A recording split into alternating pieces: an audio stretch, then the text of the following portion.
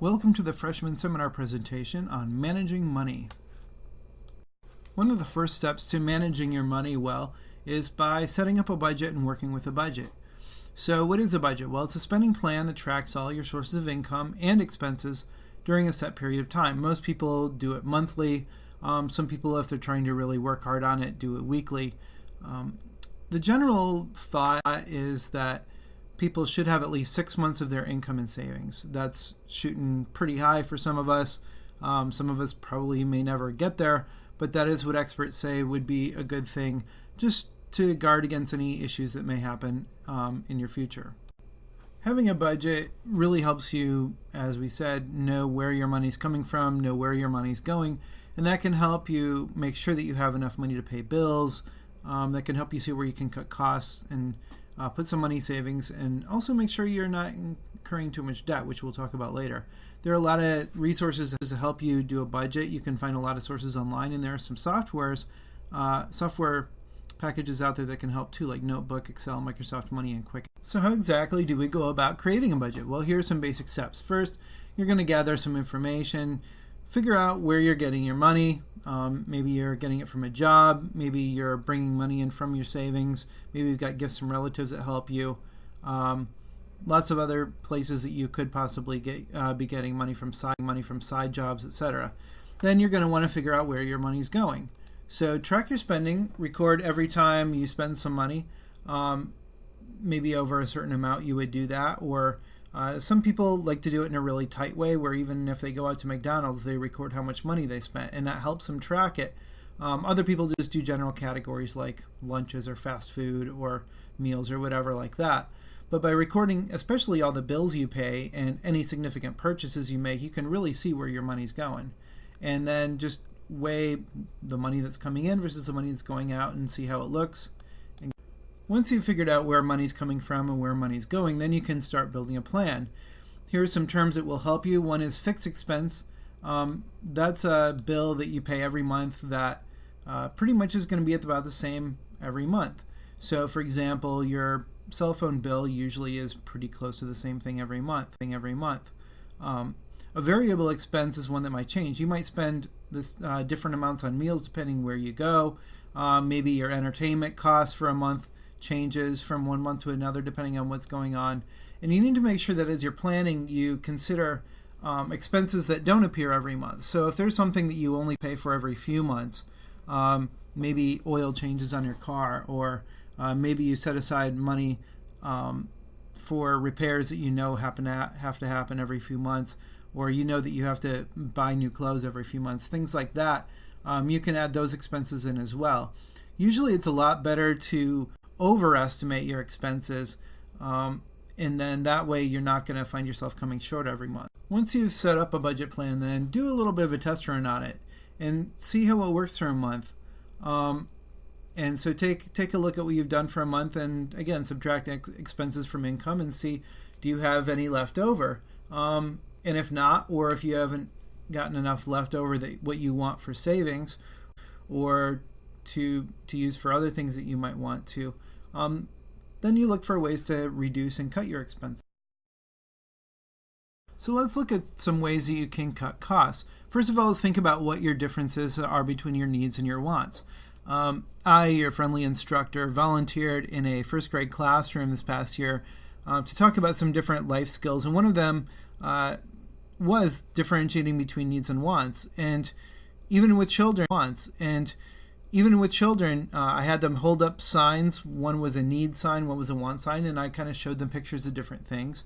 And yeah, they didn't always agree. Some people said that having a dog was a need. Other people said it was a want. So what you want or need may be different from the other person, but these are things that you want to at least consider. What do you absolutely need, and what are some things that are nice but you don't really need them? Then look for ways to share expenses. Maybe you have a roommate that you can buy food together and share some costs on that. Or maybe you both use a service, and for right now you could put each other on each other's account or something. You can also look for ways to save money on entertainment. And I know that's really hard, but finding ways to maybe going to cheaper movie places. I know we don't have that many around here at Ancilla College, but that is one thing. Or Again, maybe you find ways to entertain yourself by, instead of spending a lot of money renting movies, you get an account at the local library where you can get a lot of those same movies. Save some money. You can also embrace secondhand goods. What that means is things that maybe other people had before that are used, and that can include textbooks. A lot of us are used to doing that. A lot of us, though, myself included, I rarely bought a new textbook. I usually bought used textbooks and saved a lot of money that way.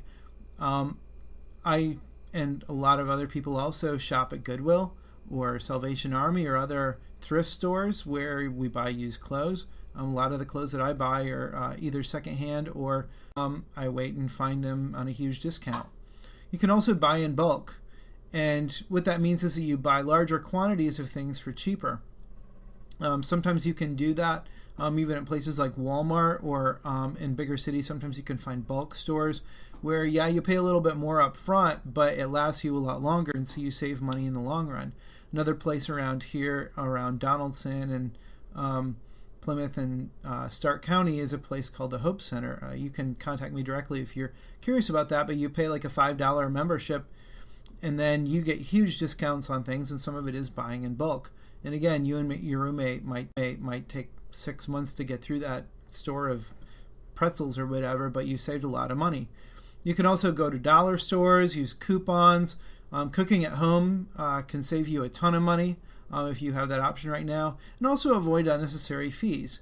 So watch, when you're starting to hit the roof on your data plan on your phone, or look for ways where you're not paying late penalties on things and save money that way as well. I know for me, returning those Redbox movies on time. For college students, a big part of managing money is to better understand the financial aid system. And this can be very complicated, and it can be very frustrating, and sometimes it can seem kind of boring. But by better learning a lot about it, you can find ways to manage your money. There are different types of financial aid that you can receive. Some are grants that are based on financial need. Others include being a work-study, being paid at the college, and while the pay may not be great, it can help you pay tuition. Most of us are familiar with the idea of scholarships. That's money for from your college or another institution that supports your education.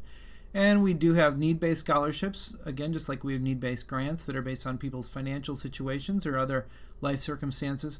We also have scholarships that are talent-based, and we also have, of course, academic scholarships.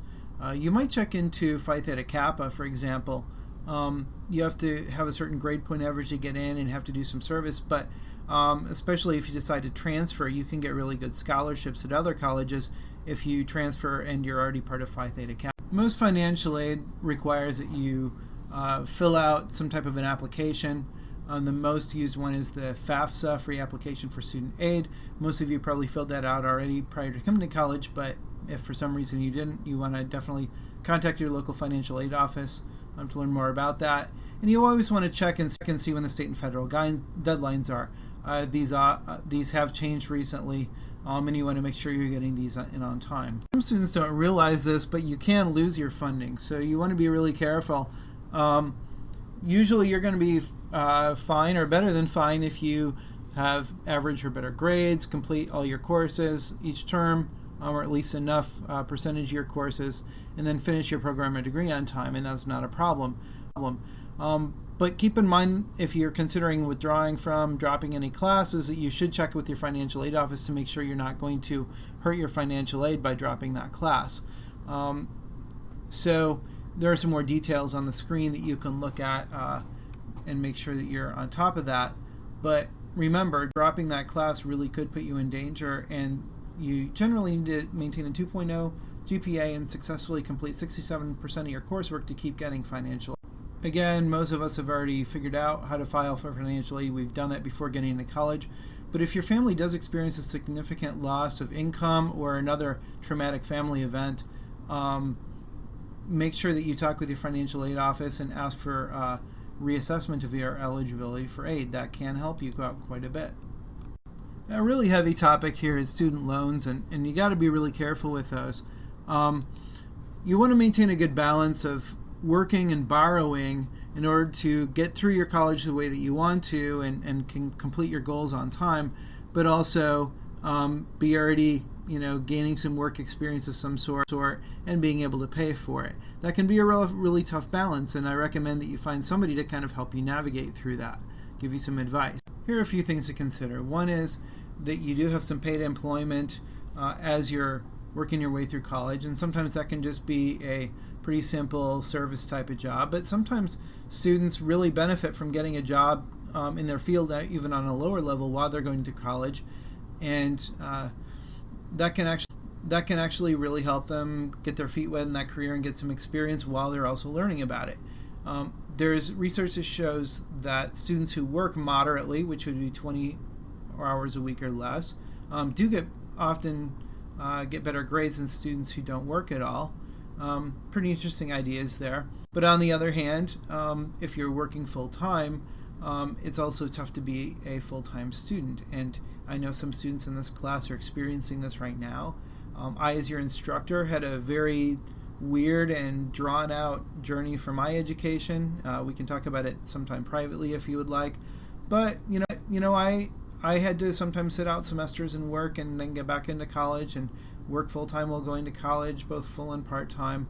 I understand how it is, and I can, at least empathize with you, maybe give you some advice on that. And that can sometimes affect your grades. So you want to always try to avoid getting into a huge lifetime of debt, but also you want to make sure that you accomplish your goals. Here's a quick rundown on types of student loans that you may already have or may consider. First of all, you have your subsidized federal student loans. Those are backed by the government. The interest is paid by them on your behalf while you are enrolled, but you do need to maintain at least half-time enrollment and, of course, fill out your FAFSA. We've also got unsubsidized federal student loans where you may have to make interest student payments while you're enrolled. Another type of student loan is the PLUS loan, or the parent loan for undergraduate students. This is where the parents would be the ones who apply for and pay the loan, but the money goes to the students for education. That usually has higher interest rates, at least for the federal loans, than what would be private. This can be tough on a family, though, because oftentimes parents are trying to save up for retirement or have other added expenses, and this can be very hard on them, whereas a student is hopefully getting close to entering the workforce and will have a longer work time in the workforce to pay off that debt. There's also private student loans. This is through banks and credit unions. Sometimes there are stricter credit requirements and higher interest rates. So again, these ones may have stricter penalties as well than what you would get on a federal student loan. So be aware of what you're getting yourselves into when you're taking. Here's some tips for eliminating student loan debt. And again, I've had a lot of student loan debt. My wife has. A lot of your faculty members here. We've been through this, and we can help you come up with some strategies. So think about how you're managing debt for both student loans and for other things like credit cards. You want to stay on top of it. So always know approximately how much you owe and who you owe it to. Make sure that you, when you can, negotiate interest rates. Sometimes you can have a little bit of a leeway there to negotiate with people on a loan, and you can also try to pay off as quickly as you can. Some places will have penalties for this, so again, you want to watch out for possible penalties. But again, the more you stretch it out, the more interest accumulates and the longer the loan will. Another strategy is to work for a federal agency or some nonprofit agencies as well. After a certain number of years, if you have regularly been paying off your loans, then what's left will be paid off, because the idea here is that you are spending your time in public service, and while you are getting paid, you're not getting paid as much. And so the fact that you are sacrificing a higher income with another business means that you should get some of your money paid off because you are doing things to help people. That's a really great program. I know Perkins Loans have worked with that. Do your research on this. There's been a lot of talk about the Trump administration doing away with this. So be careful about what you get yourselves into. This has been pretty much a standard for a long time, but things may be changing. So just keep an eye on that and know what you're getting yourself into. And again, remember that you can't write off student loan debt. And even if you owe the money to the government, they can actually take some of your Social Security that you earned to pay for it. So be really careful with your student loans, especially Even if you're a traditional college student who's 17 or 18, you should still be planning for the future, and think about how your life after graduation will be and how you're going to start financing it. And I realize some of the students listening to this are much older than traditional age, or you're not coming at this like some students and you are already very, very concerned for your future. So again, even more so, you need to be thinking about these things. A major issue is managing your credit history. And of course, we all right now should be thinking about our GPAs, but you should also start considering your credit score and make sure you're not ruining your credit score by decisions that you make in college. Yeah, you want to plan on having that awesome job in the future, but keep in mind that you may get jobs at an entry level and not be making as much as you hope for a while as you build up into your career. And you don't want to ruin your credit because you're not making much as you thought you would quite yet. So think about the credit score as something that you should be concerned about now, and that actually can affect your ability to get a job. Some jobs will run a credit score and they will not hire people based on low credit scores because they figure that if you're going to be handling money or in a position where you could be easily influenced with money, that if you have all these fears and concerns about your credit score, you might be able to be manipulated into making bad decisions or doing poor things with money. So be careful. So what is your credit score? Well, it's a report that has information about all the different accounts in your name. That could be credit cards, student loans, utility bills, cell phones, car loans, etc. And that credit score can affect whether or not you qualify. You can actually pay more on a loan if your credit score is not so good. That can even affect your car insurance costs and, as we said before, some hiring. So this should not be taken lightly at all. You need to be considering this right now. Some of us probably have some idea on how credit works, but it doesn't hurt to have a quick reminder. And for those of you who aren't familiar with it, it's good to know. So, of course, credit card allows you to buy something now and then pay for it later. And at the end of the month, you would get a statement showing all the purchases you made during the last 30 days, and then they're going to want you to help pay toward that. And so you're going to have to set a payment due date and pay by a certain day. However, credit cards do charge you interest on the purchase that you've made. And there are all kinds of different deals, and different credit card companies do it differently. So you want to really research and learn how the whole industry works. If you don't have a credit card, learn about the industry before you get a credit card. And if you have one, do a lot of research and find out all the different deals and different ways they work, because it can make a huge difference. What they do is they charge you interest on your balance that you owe. And when you owe this balance, then that interest will keep accumulating on what you don't keep paying. So if you make purchases and have this 18% interest rate, and believe me, that can actually be really low for some of them, but if you're only paying it off a little bit of a time and you have a high balance, it's going to take you a really long time to pay it off. You can see the example on the screen, and you see that you end up paying almost as much on interest as you do on the initial purchase. And sometimes that's the only way that we can purchase emergency things that we absolutely need. Some of us, I know I'm in that position sometimes with my family needs, but again, we want to keep in mind that that interest is where they're going to get you. So don't do this unless you absolutely. So especially for those of you who are in college and have a fairly limited income and you're not really sure what your income will be, even if you think you might know, you don't know until you get there. So be careful if you do end up getting a credit card, because remember, that can affect your future. I won't go into details, but I had a lot of learning lessons in this. Made a lot of mistakes, paid a lot of extra money myself, and boy, I could tell you stories on how rough it is. And of course, I thought I was going to earn a lot of money later on in life, and well, I'm a college professor, so here at Ancilla, and that simply did not happen financially. So I've had to make sure that I don't rack up a lot of credit card debts. Now as an adult, I can make that decision, but when I was younger, I made a lot of mistakes. So take it from me, it can really hurt. So what you want to do is, if you do have a credit card, you use your credit card once a month or so, pay the balance as soon as the bill arrives. That actually can help you build a good credit score. The credit reports and the credit agencies do like to see that you have credit in your name, and they like to see that you use it. So again, you can use it very wisely and actually help set up your future in a very positive way. On the other hand, if you use your credit card to have some kind of lifestyle that you otherwise couldn't afford, then you're going to find yourself in a world of hurt. Here's some frequently asked questions about credit cards.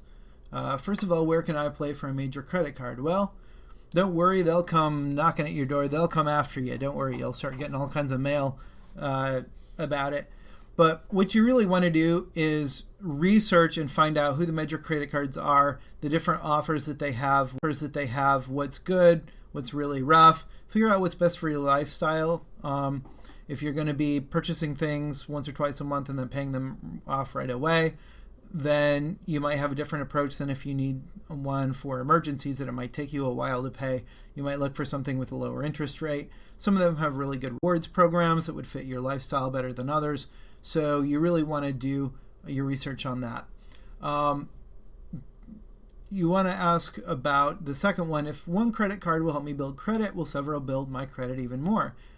That's a good one. That's a complicated one. I would say search on Google on that one. Talk to a financial advisor.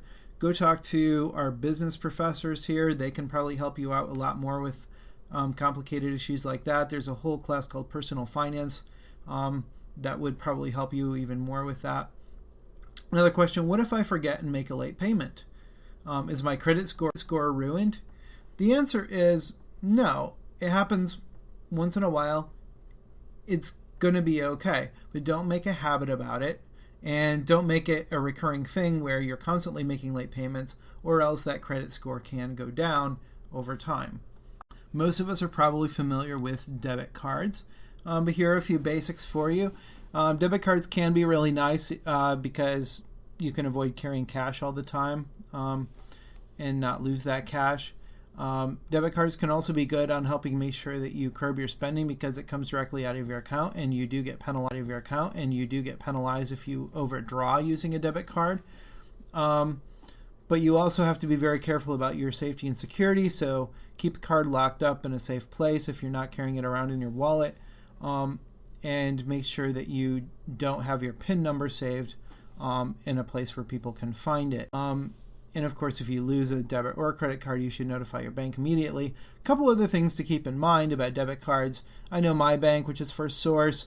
I really like working with First Source. This is not any kind of endorsement, but one of the things that I have learned is that if I am traveling and I use my debit card somewhere else, pretty much out of state, they're going to give me a call and might even put a lock on my account if I don't tell them right away. So I have to go in or contact them on the phone and tell them if I'm going to do any traveling. That can be kind of a pain in the butt, especially because, it's easy from here to kind of drive up and go hop a train to Chicago and go spend a little bit of money if you have it. And, a lot of people do that for fun, but your bank may think that somebody took off with your card and went on a spending spree. So watch out for that. The other thing is that there are some places, like gas stations, for example, that will put a hold on a certain chunk of money on your card until for sure the bank pays them. They do that to make sure they're not getting ripped off. But again, if you only have $50 in your bank account and you think that you can only use 20, 30 of it to fuel your car, you may actually show up as overdrawing because the gas station may put a hold on more money on your debit card just in case. Again, speaking from experience here, I don't like that they do that, but I know that they do that sometimes. So in review, here are some tips. Number 1, create a budget and then live on it. Next, act on some of the suggestions offered in this chapter to cut your costs. Learn as much as you can about the different types of financial aid and keep your grades up because that affects your financial aid. Remember that there are some strategies for credit card management. And remember that again, you're going to finish college with 2 key numbers, your GPA and your credit score. All right, be careful out there. Hope you are wise with your finances, and we'll talk to you next time. Thanks.